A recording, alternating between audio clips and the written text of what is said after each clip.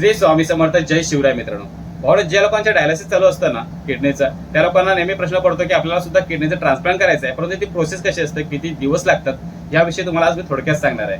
तर बऱ्याच लोकांना वाटतं की यार किडनीचं ट्रान्सप्लांट करायचं म्हणजे 2 महिने 3 महिने या 25 दिवसाचा कालावधी लागत असेल. खूप सारे कागदपत्र जमा करावे लागतात, बऱ्याच अशी धावपळ करावी लागते, खूप डॉक्युमेंट असतात, रक्ताचे सर्व टेस्ट करावे लागतात, क्रॉस मॅचिंग करावी लागते, जो डोनर असतं त्याचे सुद्धा रिपोर्ट करावे लागतात. यासाठी बराच वेळ जात असेल. तर मी ट्रान्सप्लांट केलेलं आहे. माझं नाव नवनीत म्हात्रे आहे आणि आता किडनीचं ट्रान्सप्लांट 2.5 वर्ष झालेले आहेत. 2024 मध्ये माझं ट्रान्सप्लांट झालं होतं. तर मी तुम्हाला नेहमी माझा अनुभव सांगत असतो. मी ज्या गोष्टी केल्या त्याच सांगतो. मी तुम्हाला कुठलीही गोष्ट म्हणजे एक्स्ट्रा शिकवत नाही की तुम्ही असं करा तसं करा जेणेकरून तुम्हाला खूप फायदा होईल.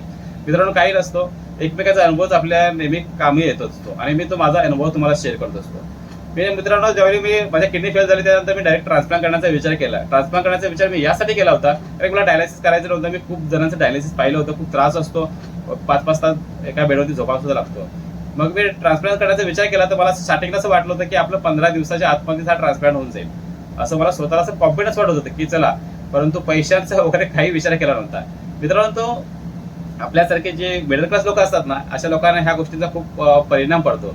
जे श्रीमंत लोक असतात त्या लोकांचं किती दिवसाचं ट्रान्सप्लांट होतं ना, ते तुम्हाला व्हिडिओच्या शेवटला सांगतो. व्हिडिओ जर आवडत असेल ना, नक्की सबस्क्राईब करायचं, फॉलो सुद्धा करायचं, कारण की आपला अनुभव नेहमी तुम्हाला उपयोगी पडेल.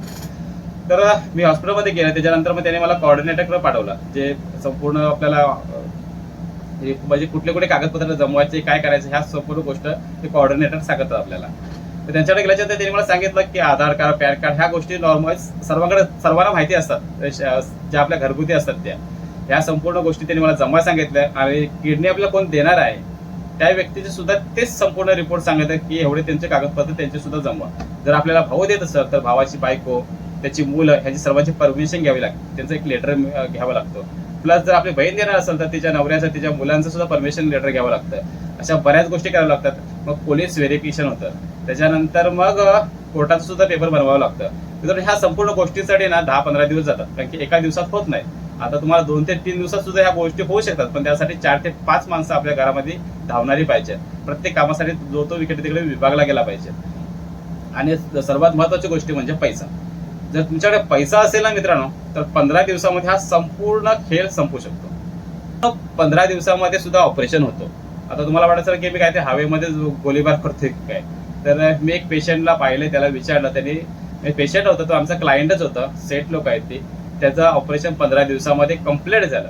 आता संपूर्ण गोष्टीचं प्रोसेस होतं ना, त्याने हॉस्पिटलमध्ये जाऊनच केलं, आपल्यासारखं बाहेर नाही. आता मला डॉक्टर काय सांगायचे, आपला पैशांचा प्रॉब्लेम, त्याला डॉक्टर सांगायचे काम करतो, तुला जेवढ्या ब्लड टेस्ट करायचे आहेत, बाकीच्या इतर तुझ्या बहिणीच्या करायच्या, म्हणजे जी लोक मला आपल्याला किडनी देणार तिच्या करायच्या आहेत ना, ह्या संपूर्ण गोष्टी तू हॉस्पिटलला यायचं, करायचं, रिटर्न घरी जायचं, म्हणजे हॉस्पिटलला ऍडमिट नाही व्हायचं, जेणेकरून तुझा पैसा वाया जाणार नाही, असं मला डॉक्टरांनी सांगितलं होतं. मग मी तसंच करत होतो. मित्रांनो, 10 ते 15 दिवस मी ह्या संपूर्ण रिपोर्टसाठी फेऱ्या मारत होतो. रोज आज ही केली तर दुसऱ्या दिवशी दुसरी, दुसऱ्या दिवशी तिसरी, असं करत करत 10-15 दिवस गेले. त्याच्यानंतर मग क्रॉस मॅचिंग. आता क्रॉस मॅचिंग असं दोघांची ना, ती सर्वात महत्वाची रिपोर्ट असतो. तो लगेच येत नाही, एका दिवसाने येत नसतो तो, त्याला 4-5 दिवस तरी जातात. मग ते 4-5 दिवसाच्या नंतर मग तिकडं म्हणजे दिल्लीला गेलं. माझा रिपोर्ट दिल्लीला लॅबमध्ये केलं होतं. तिकडून येण्यासाठी त्यांना वेळ लागतो.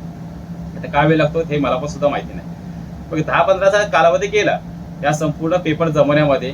आणि मग त्याच्यानंतर पैसा कुठून येणार, कसं येणार, हे सुद्धा ते हॉस्पिटलवाले विचारतात आपल्याला, ते प्रायव्हेटवाले. आता प्रायव्हेटचेच तुम्हाला सांगतोय मी, सरकारी हॉस्पिटलचं सांगत आहे, कारण की सरकारी हॉस्पिटलमध्ये मी गेलो नव्हतो, त्यामुळे तिथला आपला अनुभव नाही आहे. फक्त एवढं पण माहिती आहे की सरकारी हॉस्पिटलमध्ये ऑपरेशन चांगलं होतं, परंतु त्यासाठी खूप वेळ लागतो. 2 महिने या 3 महिने या 1 महिना सुद्धा लागतो, जर आपली चांगली ओळखी असेल तर संपूर्ण जमवा करण्यासाठी. नाहीतर त्यामध्ये सुद्धा बरेच असे विघ्न येतात. तर आपल्या विषयाकडे येऊया, ज्या हॉस्पिटलमध्ये आपण ऑपरेशन केलं त्याचबद्दल आपण बोलूया. मग 10-15 दिवस असे 20 दिवस म्हणजे टोटली असे गेले. प्रश्न पडला पैशांचा. आता पैसा कसा जमवायचा, कारण की हॉस्पिटलवाले बोलत होते की तुला अगोदर सांगावं लागेल की तू पैसे भरशील, तू कुठून भरणार, कसे भरणार, हे आपल्याला तिथे हॉस्पिटलमध्ये द्यावं लागतं.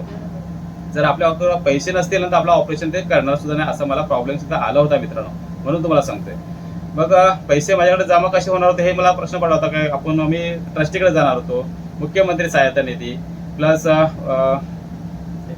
PM आपला पंतप्रधान योजनेतून आपल्याला पैसे येणार होते, परंतु ते लगेच येणार नव्हते. ते ऑपरेशन झाल्याच्या नंतर ते हॉस्पिटलला जाणार होते.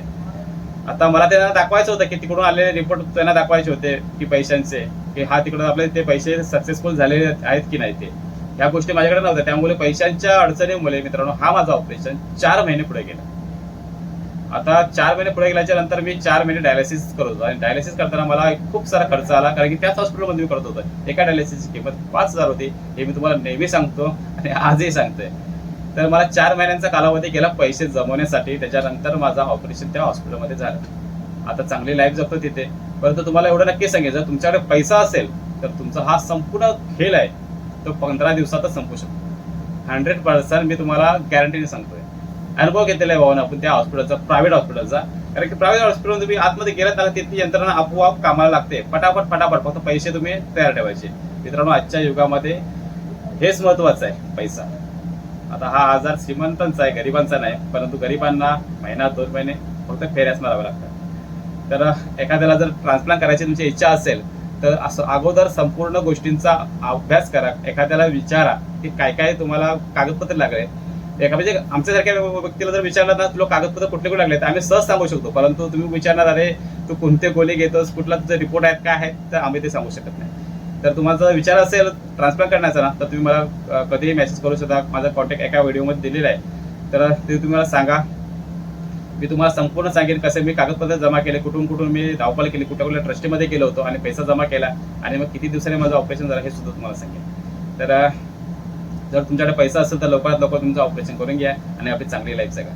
मित्रांनो, माझा आजचा व्हिडिओ तुम्हाला आवडला असेल तर नक्कीच आपल्या व्हिडिओला सबस्क्राईब करायचं, शेअर करायचं, लाईक करायचं आणि पुन्हा भेटू अशाच नव्या व्हिडिओमध्ये. तोपर्यंत सर्वांना श्री स्वामी.